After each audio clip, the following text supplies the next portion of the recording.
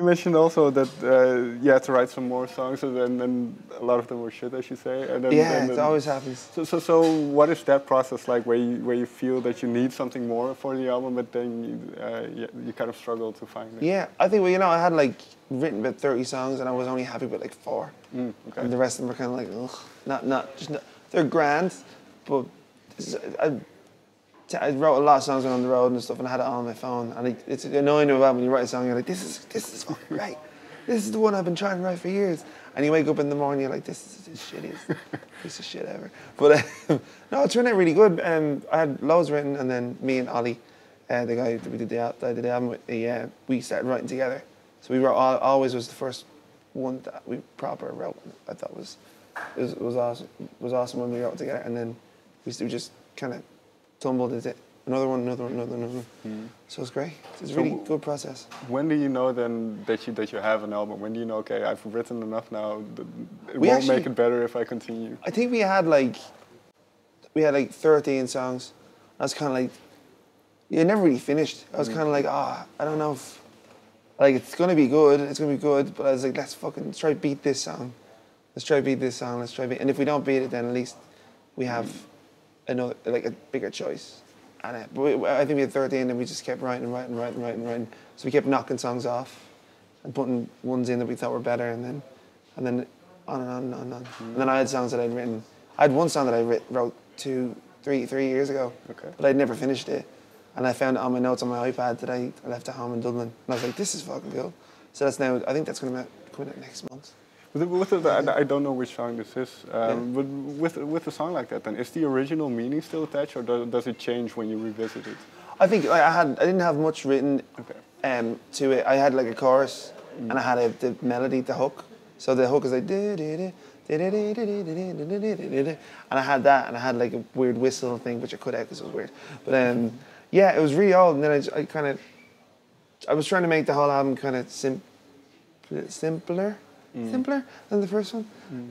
Melody-wise, I wanted it to kind of just flow really easily into the choruses and all that. Like the way, like 3 of the songs I think is just 4 chords throughout the whole song, which I didn't even notice when we were writing it. It was just like, we were even rehearsing it like the other day with the lads in the band, all the new stuff.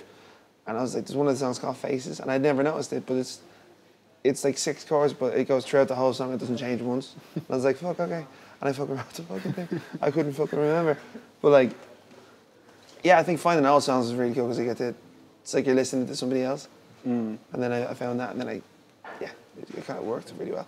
Did you have certain things you wanted for this album? Because you had your live album, you had your debut album, so then they always say that the second album is kind of difficult. It's a tough one, yeah. So, but did you have an idea of, I want to talk about this, and then like you say, it's more simplistic? Yeah, I think I wanted to kind of blend the live album and the first album together, because I thought the first one was missing the live element a lot, because it was full-on produced. I always think the first album, I love I did the recordings with Fraser T. Smith and Cam Blackwood, and it turned out great. It turned out grand, but I love to have more time to kind of feck with it a bit. But the live album I wanted to mix it up a bit, make sure this one was a bit more. You could hear all the instruments doing what they're doing, and there wasn't too much overflooding on the album, pretty much. And when do you release the album? It's September, I think. September. We're trying early September. So with this festival season now in front of us, is that kind of the testing out period? Yeah. I can't wait. It's gonna be deadly. I'm gonna try out. Well, we have 4 gigs. We've loads of gigs from next week. So we're starting off in Belgium, and then we're going to do Groningen and Utrecht. Okay. Or Groningen, I can never say it. Groningen. So we're going there, and then that's the first time we're going to play the new songs. So I think the set's going to be very long, because usually, I think the set usually for me is like an hour, maybe an hour and a half, I'd say, most of the time, which is solid, but I think it's going to be a solid 2 hours, which is a bit mad. So I don't know. I'm going to see how the first one goes, see what happens. But am I right in saying, I can't remember, you played some shows in Brazil as well, right? Yeah, it's fucking awesome. So venturing in different places of the world, how do you feel the response is? It's been grand, yeah. Well, Brazil was crazy. Like I was on this telenovela, which is like the TV shows that are on like nighttime. But like I never knew how many people watch the things. Like 100 million people watch it. Great. Man, like 200 million people live there. And like, I went over there and I was on like Nervous was on one of the TV shows and I was like, what the fuck, this is great. But and then I started seeing people talking in Portuguese all the time on my Twitter and I was like, this is fucking mad. Why is everybody speaking Portuguese? Oh, Brazil. Went to Brazil. Then I did loads of the TV show like Fostel and all these mad things and then I went mental. And then I went over the second time about a month ago. I did my first gigs. It was fucking crazy. Like the crowd were absolutely amazing. Like the rooms even. We were booking these gigs and I was googling. I was like, yeah, sure. You sure we're gonna? This is bigger than what I thought. Because I thought we were gonna go over and do like some 50 cap, right, 100 cap, and then we went over and did like big ass rooms. So it was pretty amazing, especially so far away. Like it's like nearly 13-hour flight. Like it's great. It's awesome. And I'm sure because this ties in with kind of what I want to get to, and I'm sure I've asked you this before, but it's still an interesting thing to me.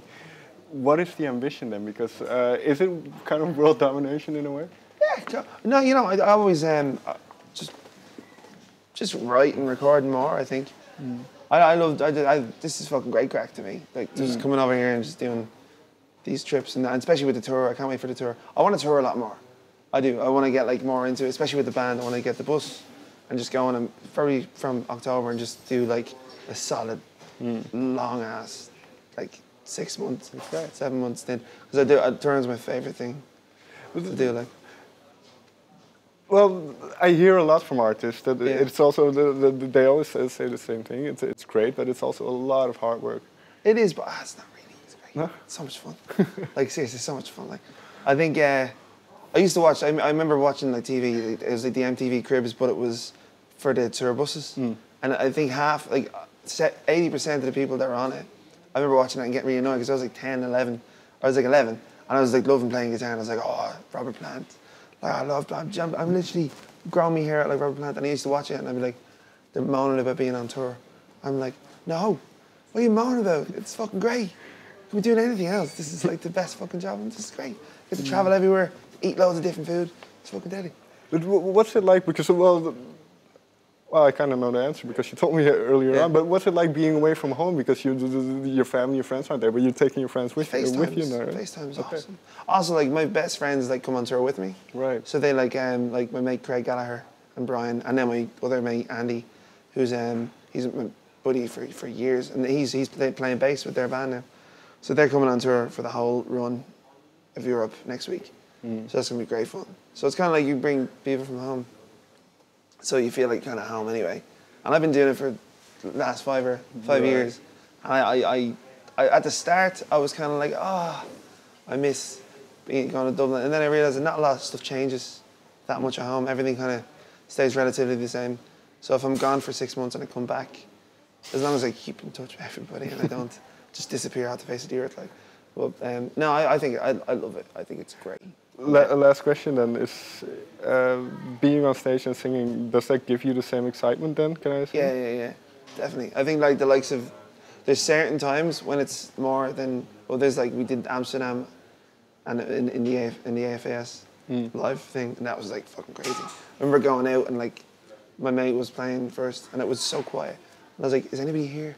Is anybody here? Fuck, nobody came. And I looked down and I was like, oh shit, they're all here. And it was just like really quiet. Like it's like an arena and they're so quiet.